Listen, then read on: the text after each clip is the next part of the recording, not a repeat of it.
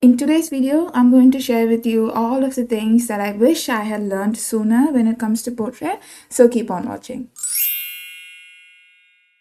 The first thing goes without saying that you need an accurate sketch for portraits. If suppose any one feature is off, then it's not going to look like that person, so focus on getting an accurate sketch. Next, you don't have to lighten the whole sketch right away. For example, I'm only lightening the face right now because that is going to be the lightest part of the whole drawing and I don't want any graphite showing through. But for the hair, I don't think it's necessary for me to lighten that because it's going to be dark anyway. The hair is going to be dark anyway, so I don't have to lighten the hair. When it comes to portraits, it's always better to start with the eyes first because the eyes are the most expressive feature in the whole face.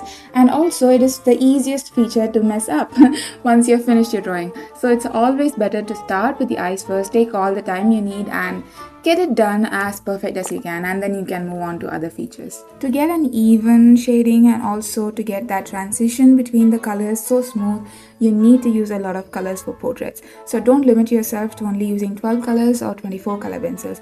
And that's why in today's video, I'm using the 48 color pencil set by staedtler Luna, which I don't like, and I have made a review of how bad these are in one of my previous videos, and I'll leave a link to that in the description box down below. In that video, I completely roasted these pencils for the exact same reason I'm using them for today. And that is, these pencils are not saturated, they are not intense, and they are super pale, and they produce a lot of dust.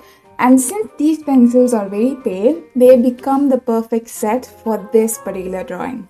Her skin is so pale and it's white and it's pinkish, and I don't have any colors that match her skin tone in my 24 color pencil set or my 12 color pencil set that I have right now with me, and that's why these pencils become the perfect match. So basically what I'm trying to say is that use the pencils based on their properties. If you want some lighter skin tones or lighter colors, then use a pencil that is less saturated and less pigmented. It's going to be easy for you. But if you want some intense colors, use a pencil that delivers that. When it comes to the skin, you should always use a very sharp pencil because that's going to help with the smoother blending. If it gets dull, sharpen it again. I know it's going to make the pencil small, but you just got to do it. And when it comes to the pencil strokes, you should never go back and forth like this for the skin tone.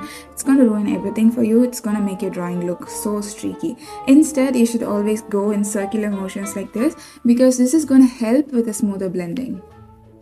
If you want to erase your mistakes that you made mistakenly, then don't put a lot of pressure into your pencil in your initial layers. If you keep your initial layers super light and with no pressure, then it's going to be so easy for you to erase and modify the drawing, and you don't have to worry about ruining the drawing at all.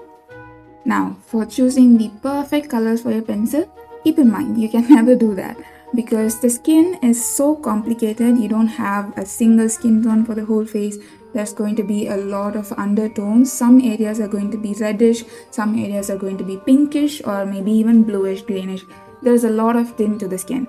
So you need to develop an eye to see all those underlying layers, underlying colors, and then choose the colors that you need. You can even use blue in some areas or green in some area. So you need to develop an eye for that.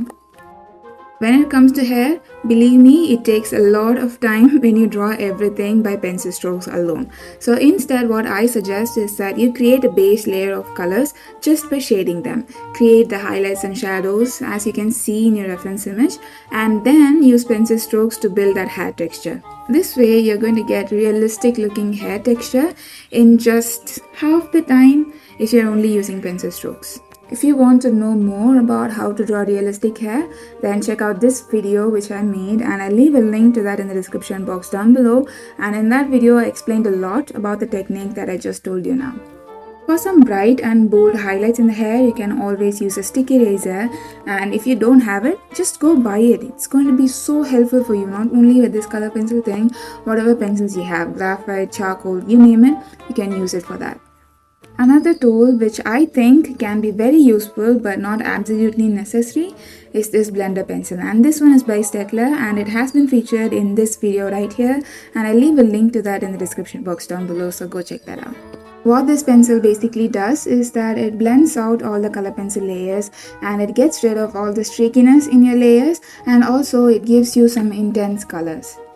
Another important tool which I think is an absolute necessity for you to have is this EXACTO knife. This is going to be so helpful for you to pull up that small little details in the hair, and it's going to make your hair look much more natural and realistic. Again, I have explained about this in this video right here, so go check that out. If you noticed, I'm not done with the skin yet.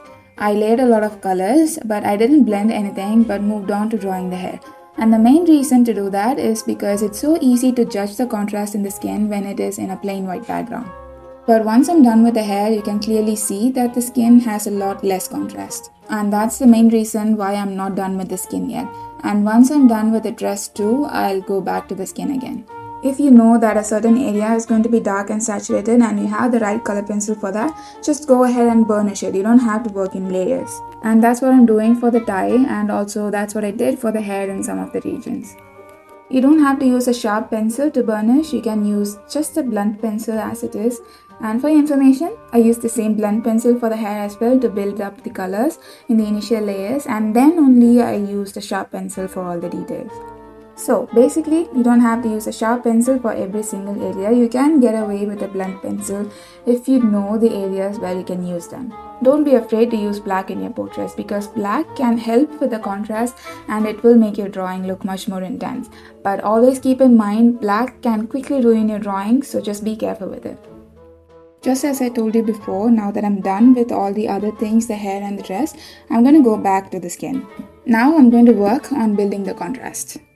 Once I'm done with the layers, I'm going to go in with a blender pencil that I used previously and blend out all the streakiness in the color pencils. If you don't have this exact pencil, you can also use white color pencil, and if you have any lighter skin tone, you can also use that to burnish. I hope you can see a clear difference to this layer from the previous layer, and that is one of the main reasons why I told you to never be done with the skin until you finish the hair and the dress or all the background things. Now comes the most important thing, and that is to never be overconfident with your drawing, because you can ruin it at any particular stage at any particular point of time. So just wait until you're done with it, wait until the drawing is finished, and then be super proud of yourself. Also, just keep in mind that drawing anything realistic takes a lot of time. So you need to be patient. So practice patience as much as you can and don't rush at any particular point of time. And that's it for today. I hope you liked today's video. If you did, do give this a big thumbs up and let me know what you think in the comment section down below. And I'll talk to you guys next time. Bye everybody. Take care.